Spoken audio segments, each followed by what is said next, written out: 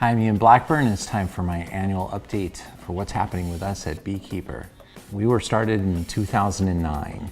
Beekeeper Cellars was born by the ideas of making a great Zinfandel.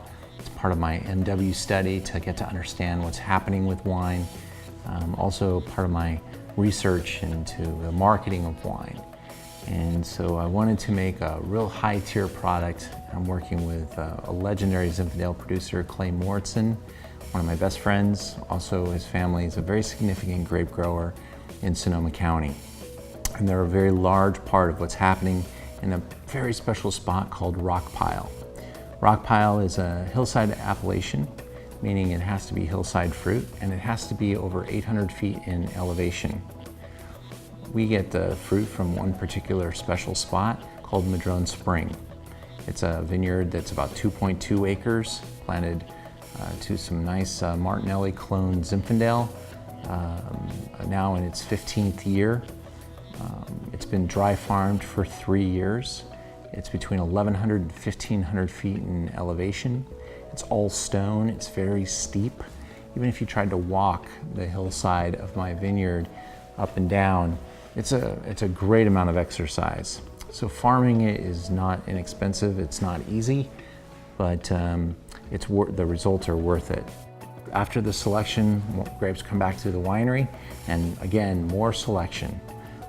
De-stemmed, we remove as much raisin and underripe grape as possible. We like to work without the heads and the tails of the crop. We really like the best fruit. The wine's hand punched down for about 20 days until it's fermented dry. It goes into 100% French oak, all top-end coopers. Most of it's 1-2 years old. About 25% of it's new every year. We've had an incredible multiple vintage run. 9 was maybe a little too great to start with. It was such a great vintage, and we really made an outstanding wine. So 2010, one of the coldest vintages in the history of California wine, really challenged us, but we made a beautiful wine in 2011. We didn't make very much of it, but we did everything it took to make the best wine possible. 2012 comes along, and we finally get a vintage of both great quality and great quantity. And because 11 was so small, 10 was so small, and we didn't know what we were doing quantity-wise in 2009, we needed to kind of catch up with our business plan, so we decided to go out and acquire fruit from another vineyard. So we made a second wine, because we are a single vineyard producer of Zinfandel. And I went knocking on all the doors that I could, and not very many people had wine available or grapes available to sell. So finding a great vineyard was going to be a difficult challenge. But in 2012, we got a return phone call from Black Sears on the top of Howell Mountain. At 2,400 feet in elevation, this 40-year-old vineyard, dry farmed, organically farmed.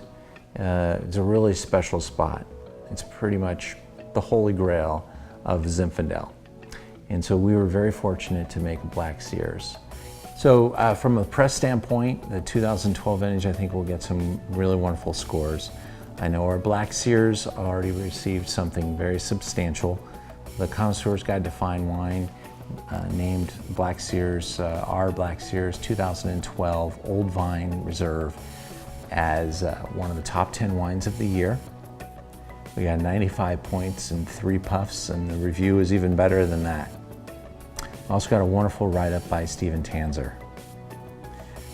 The 2012 Rock Pile takes a little longer to emerge from the bottle. So that's being released in January, and it has been submitted for reviews, but has yet to be tasted by anyone except for a few select customers. Just to look forward with what's happening with Beekeeper, 2013 is going to be another beautiful vintage. It's an exaggerated vintage. It gave winemakers a chance to really show what they could do with a great vintage. 12, a bigger vintage, and very, very good, but 13 is really pretty dramatic. And then 14 We'll just have to see how that ends up. The wines are through fermentation, they're sitting in wood, deeply colored and saturated, and we just never know. But we know 13 is going to be pretty stellar, and 14 we'll know in about a year.